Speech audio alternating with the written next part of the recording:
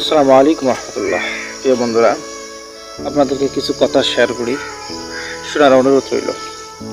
আপনারা দেখতে পাচ্ছেন আমি কবরস্থানে আছি। যারা চলে গিয়েছে তারা আমাদের মতোই ছিল।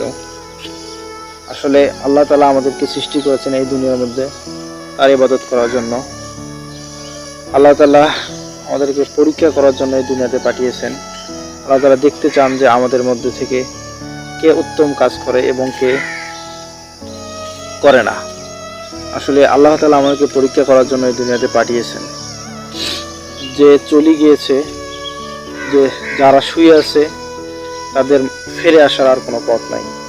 তাদের পরীক্ষা শেষ, তাদের বিচার হবে একদিন এবং তারা আর কখনো ফিরে আসবে না। আসলে আমরা যারা বেঁচে আছি, আমরা যারা এখনও দুনিয়ার মধ্যে জীবিত আছি, আমাদের এখনও সুযোগ আছে আল্লাহ তাআলার দিকে ফিরে আসার।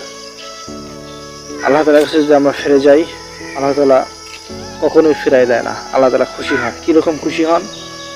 যদি কোনো মালিকের কোনো কিছু হারিয়ে যায়, সেটা যদি সে না পাওয়ার এমন অবস্থা, সেটা আর সে ফিরে পাবে না, কিন্তু তারপরও সে ফিরে পায়, যেরকম খুশি হয় আল্লাহ তাআলা। বান্দা যদি আল্লাহ তাআলার কাছে ফিরে যায়, তাহলে আল্লাহ তাআলা তার থেকেও 1000 গুণ বেশি খুশি হয়। আল্লাহ তাআলার দিকে আমরা ফিরে যাব ইনশাআল্লাহ। আল্লাহ তাআলা আমাদেরকে বুঝার দান করুক। আল্লাহুম্মা আমিন।